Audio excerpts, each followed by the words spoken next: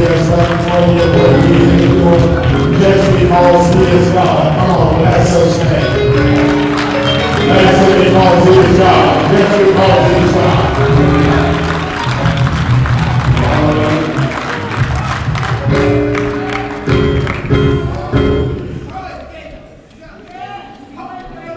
How you doing? Everybody doing good? Amen. Amen. Somebody got scared on by the rain? Amen. Amen. John, all the folks over there got scared by the rain? God is good, isn't He? Amen. Now, but has anyone here ever experienced some bad stuff? Oh, now, I mean, you thought that it was some bad stuff that you were going through. Anybody ever experienced that? You know, sometimes we just experience some lightweight stuff. Sometimes, but every once in a while, it seems to be some bad stuff. Well, it has occurred to me that no matter how bad the stuff might seem, it's never as bad as it looks when the Lord is on our side. Anybody agree with me? Let me show you and illustrate with this text. Turn to Psalms 3. Psalms number 3. Book of Psalms number 3.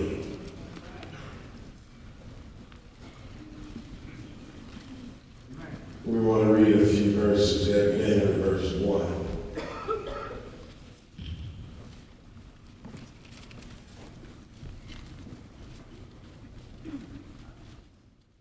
And it says, a psalm of David,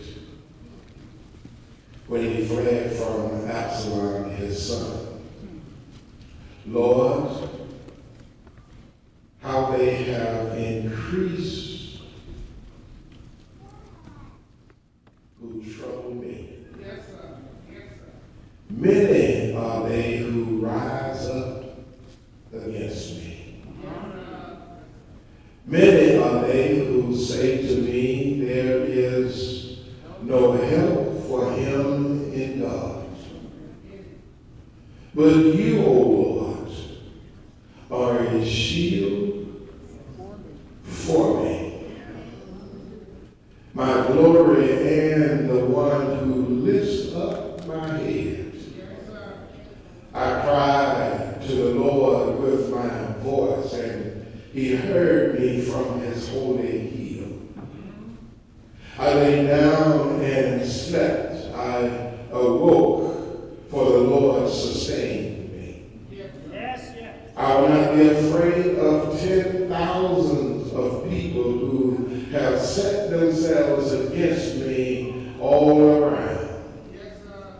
Arise, O Lord, save me, O my God, for you have struck all my enemies on the cheekbone and have broken the teeth of the ungodly. Verse 8, salvation belongs to the Lord. Your blessing is upon your people. I want to use this thought. It's not as bad as it seems. Huh? Look at somebody and tell them, it's not as bad as it seems. You know, but sometimes stuff can seem to be bad, but it's not as bad as it seems to be.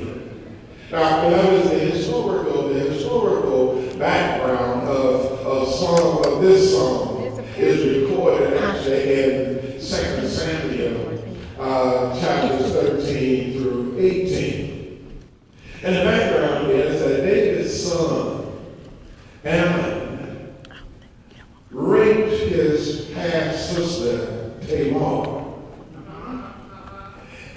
in defense of his sister's honor, Absalom killed Amnon and started a revolt against his father David. Because, and then when you read that text, because of Absalom's good looks, his charm, and his charisma, many people turned against David and joined Absalom in the revolt. David finally had no choice but to flee Jerusalem. And it was during this exile that David wrote this third number of Psalms. Psalms 3 teaches us how to pray with confidence that things will get better when they seem to be as bad as they can get. This psalm teaches us at least three things. First, it teaches us to bring our complaints to the Lord. The king whose reign led to international peace was on the run from his own people, led by his own son. Somebody need to catch that. David here, the man after God's own heart, was at a place where it seemed that God had turned his back on him. So David sings the blues, lifting up his sorrows and complaints about life to God. In verses 1 and 2, David brought his complaints to the Lord. Watch this. The heart of his complaint is found in the word many, which occurs in at least 3 times in these 2 verses. David's troubles were real and growing. But he prayed and told the Lord what his enemies were doing and what they were saying. Look at the text. Verse 1, the 8th clause says that, O Lord, how many are my foes? It wasn't enough that David's beloved son became his enemy, but many of David's people who had turned against him and joined Absalom's rebellion, people that knew him, people that said they loved him, people that had trusted David, were now determined to end his reign and his life. Beloved, isn't it amazing how people who say that they love you and they trust you, they admire you, they care so much about you, can be so easily turned against you by somebody else's opinion. Look at the text, all of these folks, all of David's subjects that said how much they loved David, how much they trusted David, how much they believed in David. Now many of them are being turned against him on the basis of Absalom. I know nobody here never had anybody to do a switch hit on you because of what somebody else had told them. Because of somebody else's opinion about you, and then that opinion got shared with somebody else, and folks are not like you. That never happened to nobody here. But in our text, that's what happened to David. Beloved, this can happen to you and to me. Life can bring us to a tight place where we are surrounded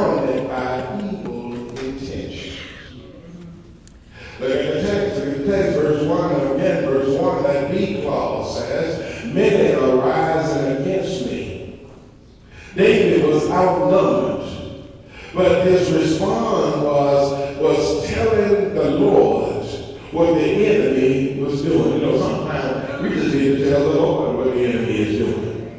We don't have to do nothing. We don't have to act up. We don't have to destroy our testimony. We just have to tell the Lord what they're doing. David's heart was broken by what his enemies was doing. But what made it even worse was what they were saying about him.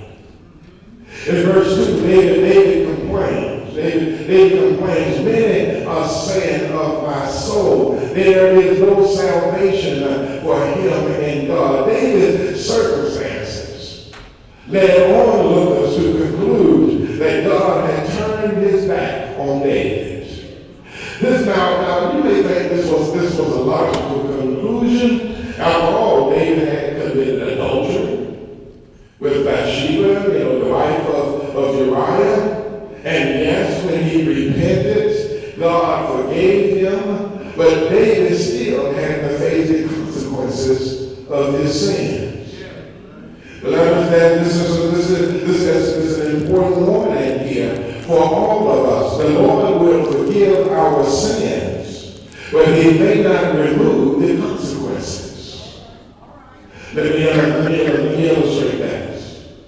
Somebody not feeling it because they God is God and God forgiven me and it's all done.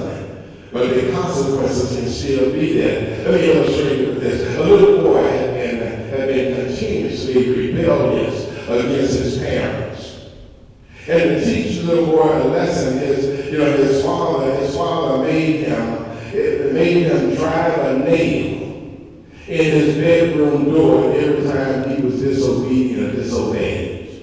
I'm watching, I can picture. Every time he disobeyed, every time he was rebelling against his parents, he had to go put a nail in his bedroom door. Then the boy, after a while, seeing the nails add up, and the door becoming so ugly with nails, being questioned every time one of his friends come over. Why you got all of these nails, sticking in your door, out of your door? So after seeing all of that, being questioned, the boy repented of his rebellion. And then to demonstrate his forgiveness, the father, while the son was out, the father went and removed all of the nails from the door. But later on, after the son returned, the son come running into the father in tears. When the father asked him what was wrong, the son answered him, and he said, Daddy, the nails are gone, but all of the ugly holes are still there.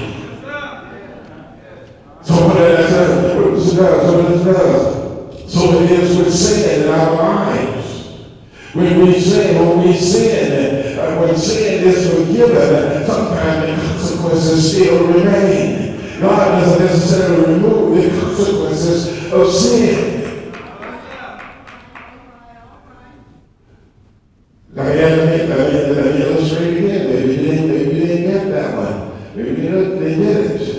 See, God is a forgiving God. Is a forgiving God. And maybe you can go out and have an affair on your spouse. You can repent. And come to the Lord and ask the Lord to forgive you. The Lord will forgive you, but it doesn't necessarily mean that His forgiveness is going to salvage the consequences of the other person divorcing you either. Now, anybody had it yet? We can go out and sin. We can go out and lay up with Susie, or lay up with John, and lay up with Adam, and lay up with whomever. and then we can come back, we can fall on our knees before the Lord and ask the Lord to forgive us and to repent of our sexual sin. But in his forgiveness, it does not necessarily mean that we have to remove the consequences, of some venereal disease.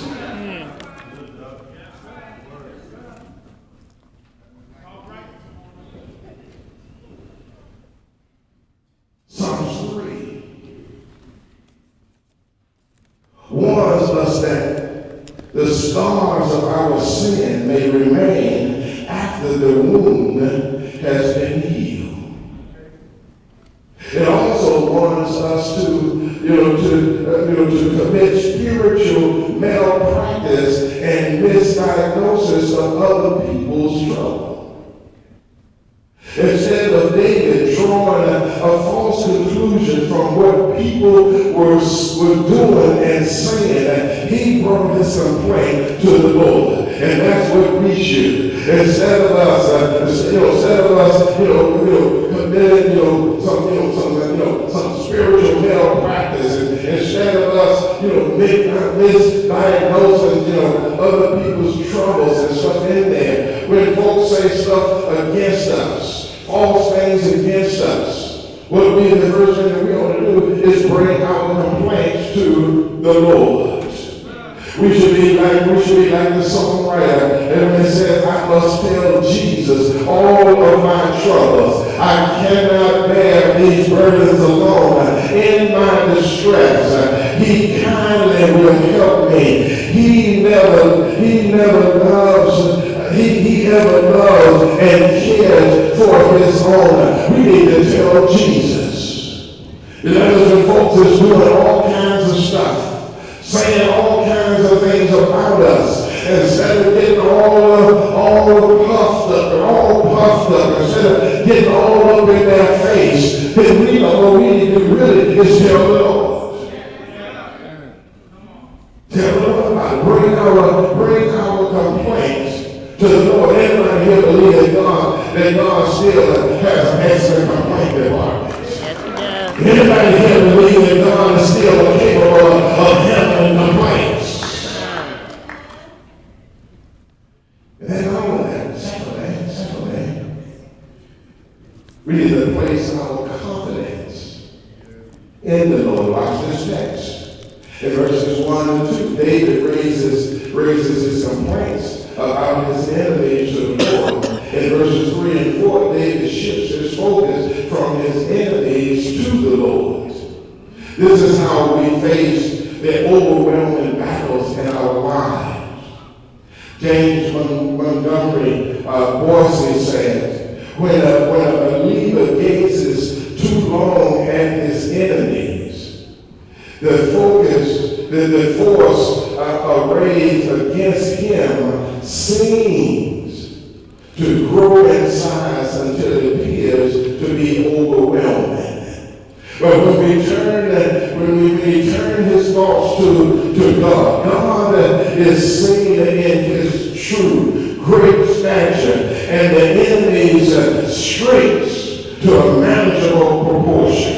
In other words, what we're saying is that when we focus on our enemies and only stop there doing it, it becomes overwhelming. But when we turn that over to the Lord, the enemy and the stuff becomes manageable. David reminded himself of his gods and what his God had done for him. You see, every now and then, when the enemy comes our way, when trouble comes our way, we have to remind ourselves who God is and what God has done for us. Many had concluded that God had forsaken David, but look what David says. In Psalms 3 and 3 says, but you, O Lord, are my shield, or a shield for me, my glory, and the one who lifts up my head. In other words, notice the response in personal terms, which David describes God, a shield about me, my glory, a lifter of my head.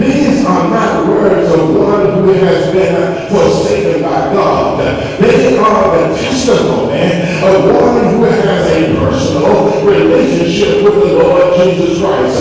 Is this your testimony? Is he your shield? Is he your head lifter? When your head is bowed down, when your hurt is so great that you can hardly hold your head up, is God your head lifter?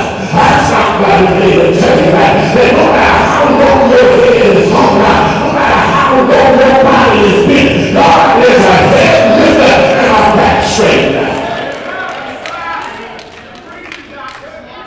What was it that they gave David such confidence that the Lord was his shield, his glory, and head lifter? David based his confidence on what the Lord had already done for him.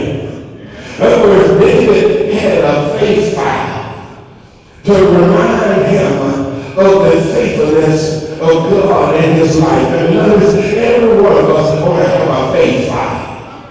Let me show you what I mean. Look at the faith vow. God, he said, God answers prayer. And in 3, in verse 4, I cried to the Lord with my voice, and he heard me from his holy hill. David may have been banished from his throne by his enemies, but his enemies had not banished God from his throne. God was still on the throne, even though David was on the run. I like that about God.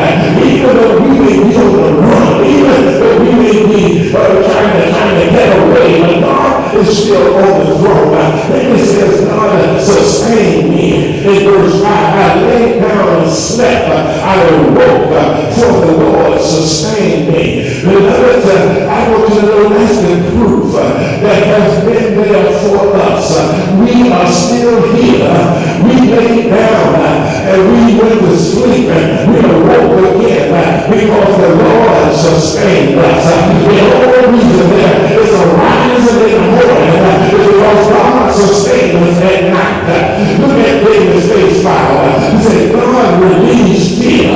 In verse 6, I will not be afraid of 10,000s of people who have set themselves against me around about. They trust in God's released fear. It does not matter how great the opposition may be. Numbers are not everything. If God is on our side, we are still the majority. That's why I often say, I don't care how many people may talk bad about me. I don't care how many people may walk away from me. I don't care how many people may throw up their hands for me. But as long as God is on my side, we are still the majority. Because God and Jesus and the Holy Spirit is much more than all the people in the world. You are the majority with God on your side. Come on, Lord, shout hallelujah. Psalms 27:1-2 says, the Lord is my light and my salvation. Whom shall I fear? The Lord is the strength of my life. Of whom shall I be afraid? When the wicked came against me, to eat my flesh, my enemies and foes, they stumble and fail. Matters, you need a faith fight. You need a faith fight. A fire that you can draw from when you find yourself in dilemmas. A fire that you can draw from when the enemy is on your trail. A fire that you can draw from when there seems to not be any other help in sight. But you have something in the fire that you can pour out that will sustain you. And then holding that, give God or give your conflict to the Lord. Verse 3 is a prayer. But it's not until verse 7 and 8 that David actually make any requests. He first brings his complaints to the Lord. He then places his confidence in the Lord. And now in the closing verses of this psalm, he gives his conflict to the Lord, who is ready, willing, and able to fight for us and to give us the victory. In verse 7, David prayed, "Arise, O Lord." This is a war cry in which David called on God to act on his behalf. I want you to know this was also Moses' war cry as he led the children of Israel through the wilderness. And Numbers 10:35 says, "So it was whenever the ark set out, that Moses said, Arise, O Lord, let your enemies be scattered, and let those who hate you flee before you." David asked God to fight for him. You know, God don't have to move you in order to protect you. You can be surrounded by predators, and God can still protect you. Then in verse 8, David declares that victory is the Lord's. He says salvation belongs to the Lord. Beloved, this final benediction made it clear that this personal testimony is not just about David. It is for all who trust in the name of the Lord. When it says that there is no secret what God can do. What God did for David, he can do it for you. God will give you the victory. That's why things are never as bad as they seem with God on our side. I was stopped by David today on my way to glory. Things might seem to be very dim. Things might seem to be hopeless in some cases.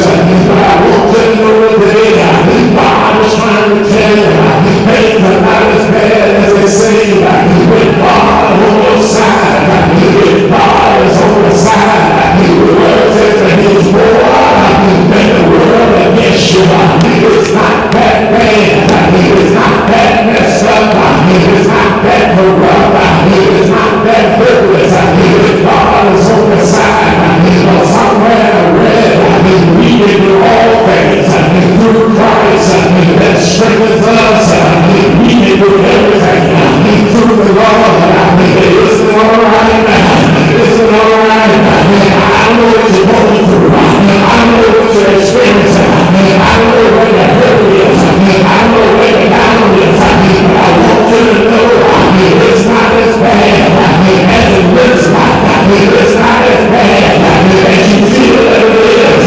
It's not as bad as folks telling you that it is. It's not as bad as folks will make out to be. I will God like I serve on their side. I serve a God that cannot fail. I serve a God that has all power in his hand. I serve a God that can make a way out of the way. I serve a God that can do anything but fail. It's not as bad as it seems with God on your side.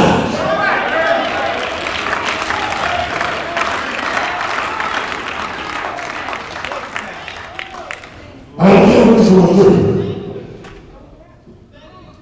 Lord, I'm just trying to give you something to say. No matter how it feels, it's not as bad as you think it is. Because God can handle it. No matter what folks is telling you, no matter how folks telling you, make it. You ain't gonna make it. In some cases, you ain't gonna be nothing. It's not as bad as the sin. Not with God on your side. So beloved, we're being challenged through the Sunday sermon. Stop believing the report of other folks. Stop allowing other folks to just speak stuff into your life and you believe it and run with it.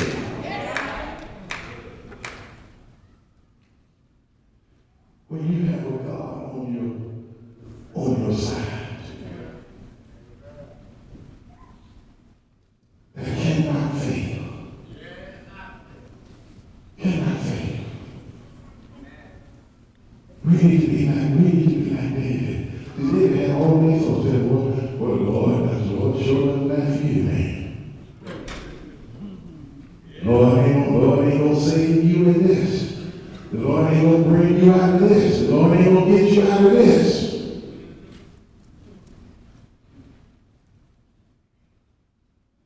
David said, I hear what you're saying, but I think I'll take that up with God.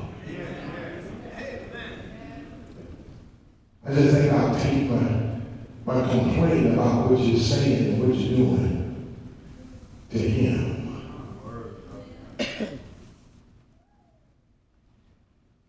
But then David recognized, God, you can do anything. Rise up. In other words, rise up and move. Rise up and come to my defense. Rise up and come to my help. And I don't believe when things are getting you down, when things are trying to get you down, when folks is on your trail, the enemy is on your trail, that will be your battle cry as well. Lord, rise up! Come to my rescue. Come to my defense. Because I know that you can. I know that you're able. I know that you're willing, and I'm trusting you to come and see about me. And that was whatever you're experiencing right now. Just for a moment, I want you to think about the worst thing that you're experiencing in your life right now. Whatever that may be, somebody may not have no worse things. Everything is good, but for some of us, everything ain't always good. Think about the worst thing that's going on in your life right now. And our text says to us that worst thing that you're experiencing, that you're trying to move through right now, it's not as bad as you think it is. With God on your side.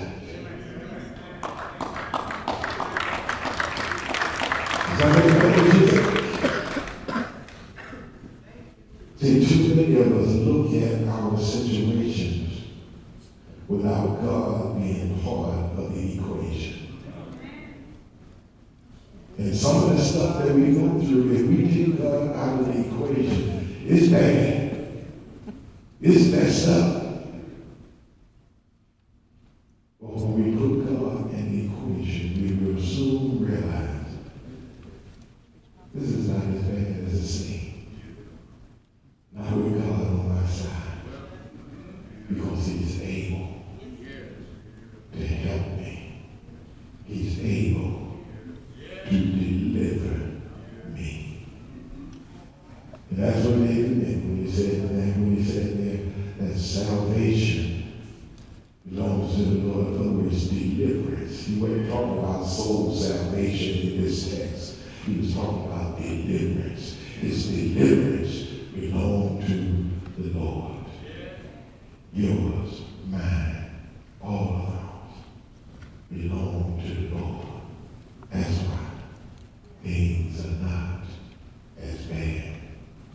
as they sing. Amen. Amen. But then I want you to know that if you have never accepted Jesus